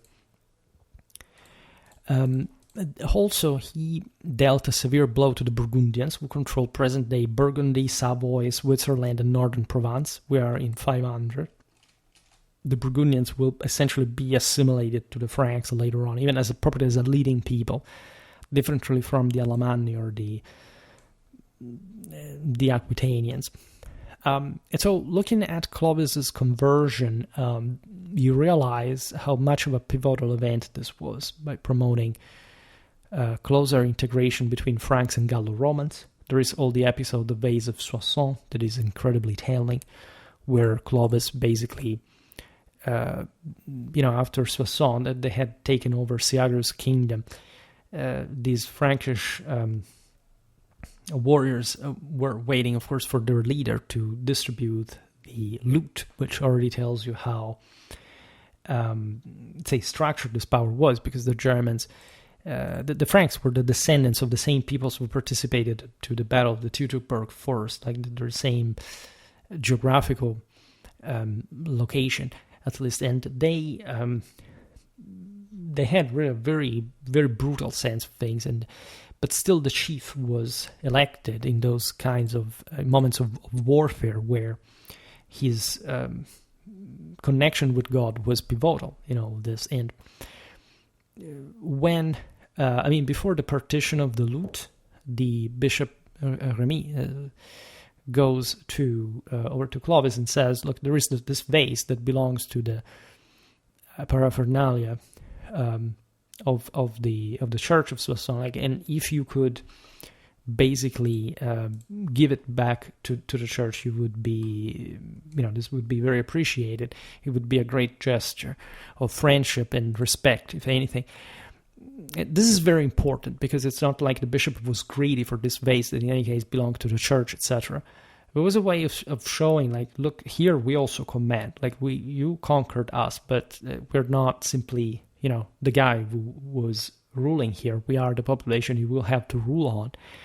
And that's another thing. And so basically Clovis goes over to his warriors and says, look, now we will divide there was actually the same loot in front of them with the vase. And he says, like, if anybody gets the vase, give it back to the bishop of Soissons, because I tell it, basically, as a king. And so one of the warriors, one of the leaders, you can imagine, actually picked the vase of Soissons, and his sign of defiance broke the vase. And so, because the point was, again, that anti-civilizational stand, who are you to even tell me what to do? You have to prove that. So Clovis did nothing, very cold-blooded person, but he quite humbly collected the pieces of the vase of Soissons, and he piously restored them, gave them back to the bishop. After a year, where nothing had happened. Clovis one day was crossing the path of that Frankish warrior, and he simply stripped him of his axe. It was a symbol of his sword, if I'm not wrong, the symbol of his manhood. And while this guy was kneeling to pick it, Clovis picked his axe, his Franciscan, and split the guy's head open like a cucumber and said, "Just like the vase of Soissons." And that basically marked his undisputed leadership among the Franks, for saying, "I command." This is the sense of power that prevails in a Catholic sense, in an imperial sense, over the, say, this sort of sense of unregulation of some sort. So put simply and with some generalization, Clovis's conversion was a crucial factor also in transforming Gaul into what would become France. There are some scholars that would kill each other over the statement, because no, you can't say that the Romano-Germanic, this Germanic nations that settled in these regions and created these kingdoms were not the same peoples as today. And what does this have to do with the continuity of it? I mean, can anyone deny that France was molded in the establishment of Clovis's reign or empire? I could make a 6 hours long video just to make a premise to explain why these people's ideas are wrong. Of course, there is a major continuity, and of course, there is a spirit that lives within that, right? And saying that something is not the same just because a second passed and so it must be different is not really intelligent, even when it's after 1500 years. In any case, it is largely true that basically Anglo-Saxon Britain became England, right? It was also you can see, if you look at the previous regional realities, that there is a continuity with that. There is some continuity with Belgica, the Merovingian, or loosely, not quite strictly. You can see that, of course, the Britons of the south, of the center, would become more or less, with the Anglo-Saxon invasions, the English. The Longobards penetrating in the Italian hinterland would really make the Italians. The Visigoths, over, of course, bases of, in that sense, Italic peoples, of Gallo-Roman people, depending on what kind of looking at. And so there is no doubt that, again, Gaul, Spain, Italy were already very outlined as countries on their own at the time. So what's the point of saying, well, this is not really true, right? It doesn't really get... you have really to strive for some kind of unusual explanation, because at least for Western Europe, this goes pretty straightforwardly, right? I can understand maybe, Central Europe, it's a different story, because at the time, Germany, you can see a continuity there, but it was yet to be properly molded into what we precisely call at least Germany. You can argue that there were other countries that formed later. You can look at Benelux, you can look at Austria. Some of these countries were made by feudal Europe rather than by the migration era, but still there was a basis to that throughout all the eras. They didn't sprang out of anything, of nothing for no reason whatsoever. So indeed, the West also has this greater sort of politically definite profile because of the Romanization, because of the Germanization. And it's impossible not to see that these processes, went on according to these patterns. Then it would be interesting to discuss them further, because, again, by which degree we say what is really important. But, again, we can't be blind to some of the most straightforward continuities. And, by the way, consider that really before the French Revolution, what you see in France is straightforwardly, literally, including the name of the last king's Clovis, Louis, right, which is the same name. So I think that it's incredibly difficult to unsee what kind of kind of picture is being drawn in here. Undoubtedly, adopting the Catholic faith garnered Clovis substantial support, to say the least, but again, an aura of blessing and of investiture of imperial power from the side, at least of gold. It was the biggest chunk of this all, the greatest success of Romanization historically outside of Italy, and with which, in fact, again, was already very connected with the papacy, with the important churches of Gaul. And at this point were really the same ones who married into the Franks in that establishments, but the Merovingians in particular, in that imperial sense. In this, there is also another aspect to the Merovingian conquest which may sound strange, but is actually true. Southern Gaul. So first of all, it's here we're entering a box after a box, but let's put it in this way. You know that the Franks had difficulties later on in history to simply control the southern Gallic regions that, in fact, were to remain outside the Frankish control until at least the Carolingian Empire created Western France altogether, and at least namely, like they were under there. But it's not before the 13th century that the northern French reunite everything along that sort of Frankish dominance from the imperial north, so to say. But these,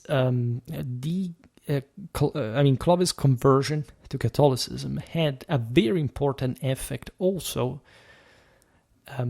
in southern Gaul, right? And there is a bit of a complexity of Gaul as a whole, because normally we separate the north from the south. There is also a center of Gaul, especially from the side of the Atlantic watershed, but south of the Loire. That's a bit of a region on its own, as well as often not outlined as such. Those cities were very important. They were safeguarding the unity of this massive Atlantic plain that the Frankish power would thrive in.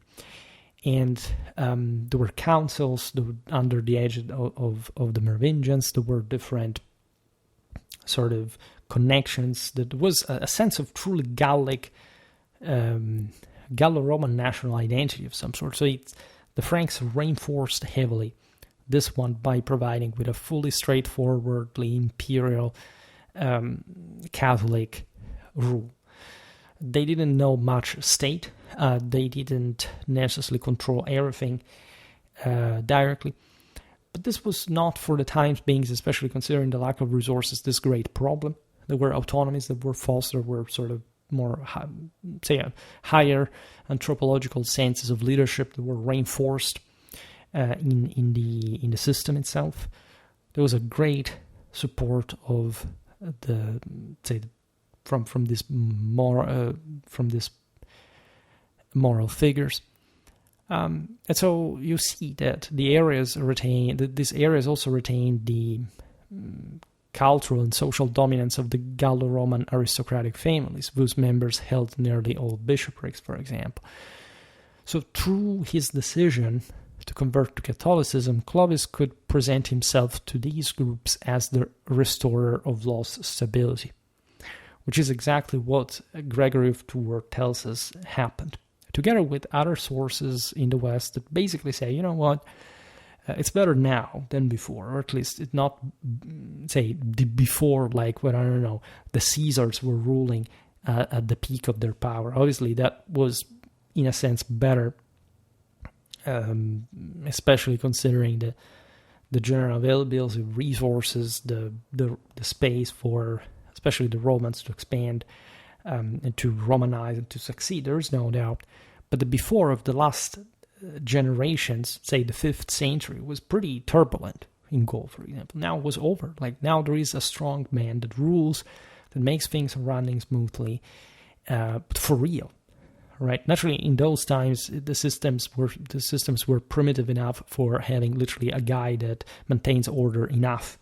It's not like today's, autocratic or dictatorial strongman that actually sclerotize and undermine their own country's stability. At the time, it was already enough that you had someone who could pick his sword and protect you in a broader sense, and then the local communities would mostly sort of take care of themselves.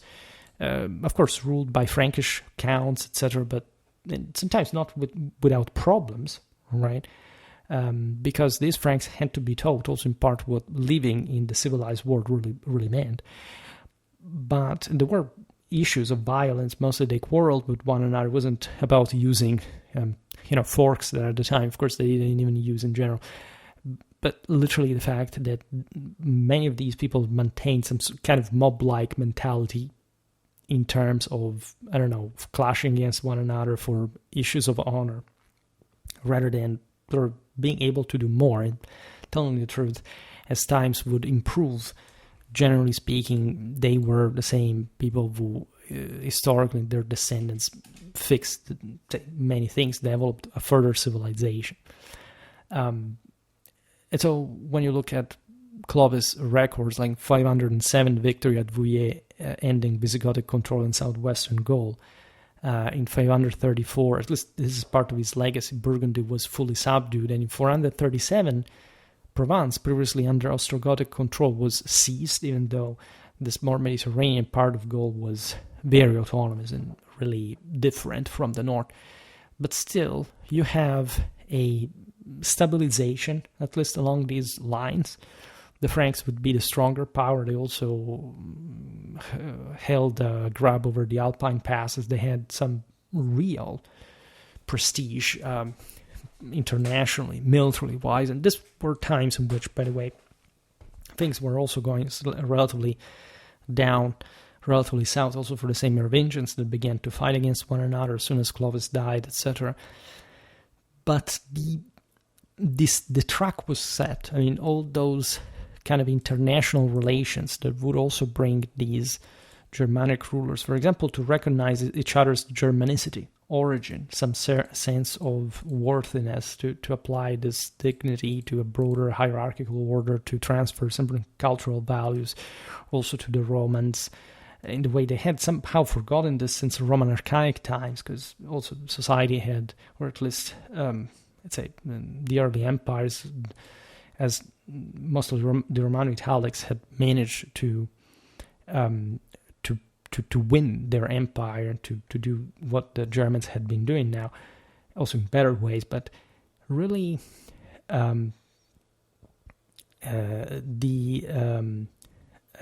sense that all the system was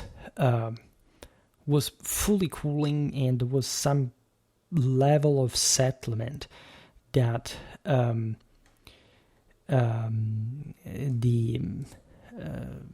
compared to what had existed in the previous generations is, I think, very important. Excuse me, I'm looking at something else, the news.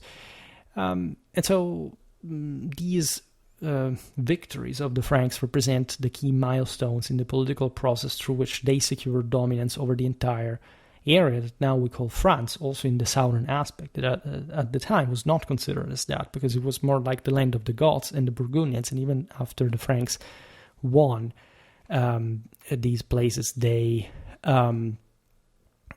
actually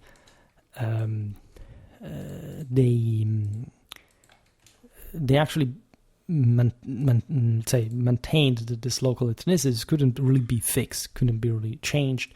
That's also very interesting, how in fact the Franks paved the way to an empire rather than a simple kingdom.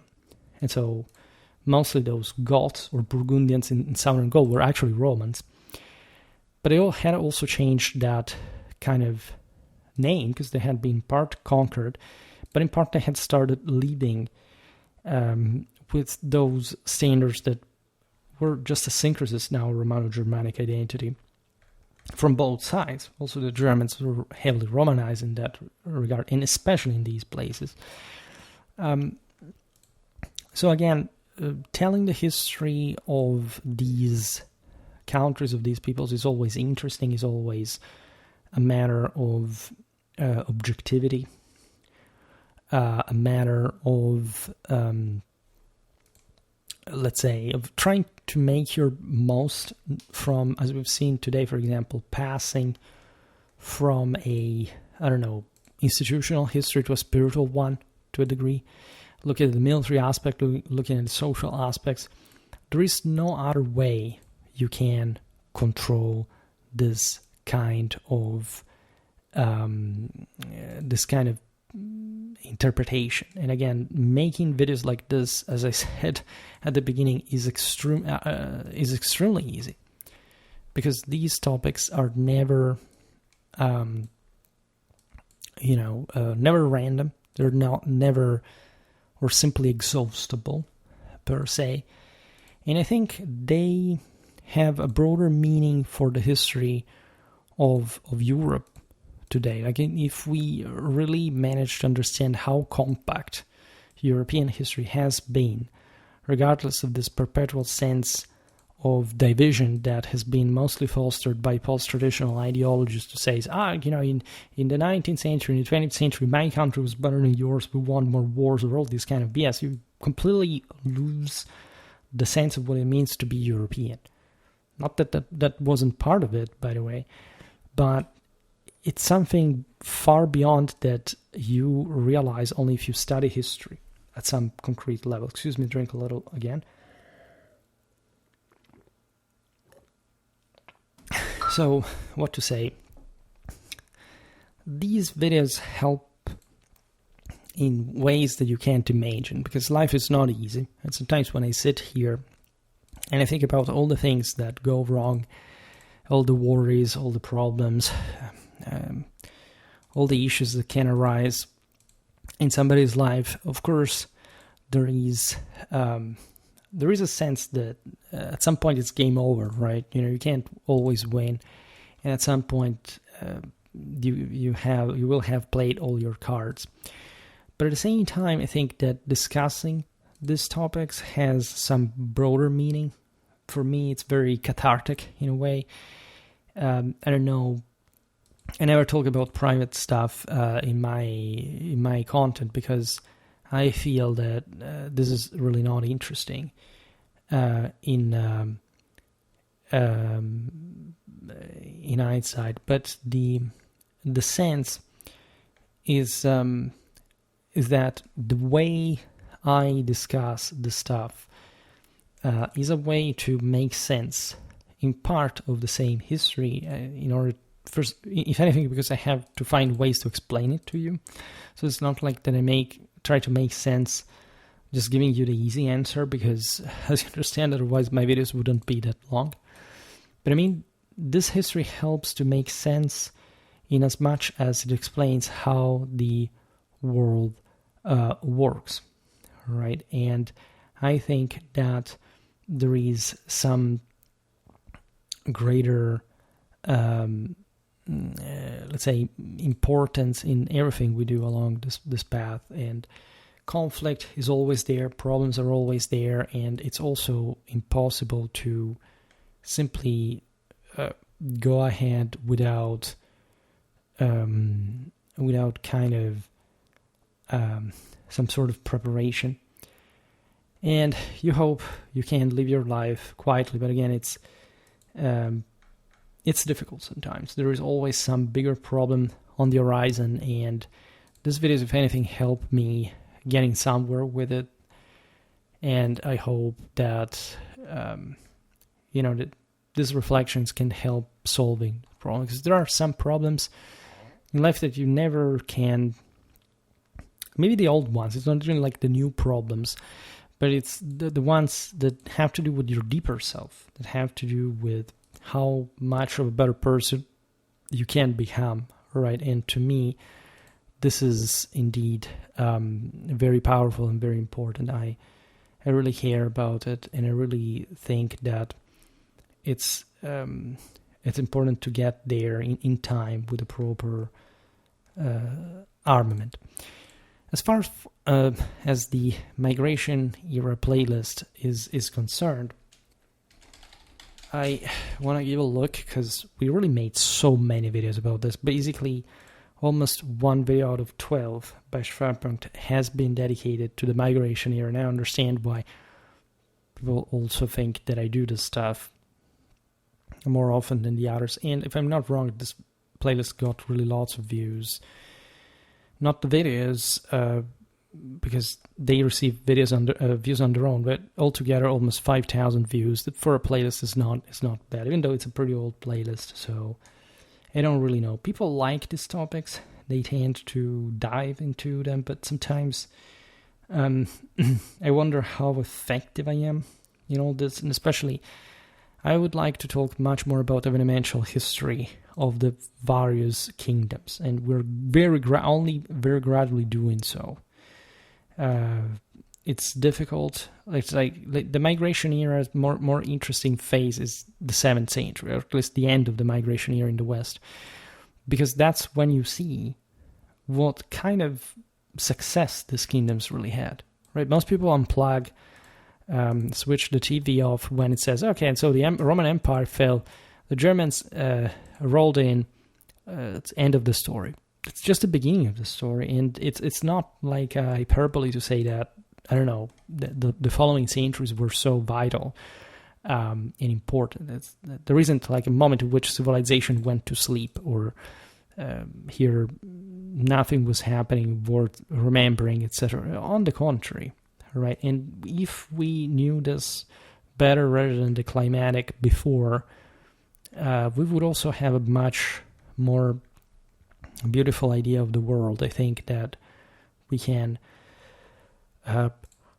agree on this. I think that this is a very important time, and again, if God is with us, which I really hope, as we go on, I think we can go on without fear, and whatever comes at us, because that's maybe when God loves us the most, then we will stand our ground and take it, right? For today, however, I stop it here. I just hope that you enjoyed this video. If you did, please share it. Otherwise, leave a like or subscribe to my channel if you're interested in my upcoming content. As always, I thank you heartily for listening to me. I wish you a nice time and see you next time. Bye.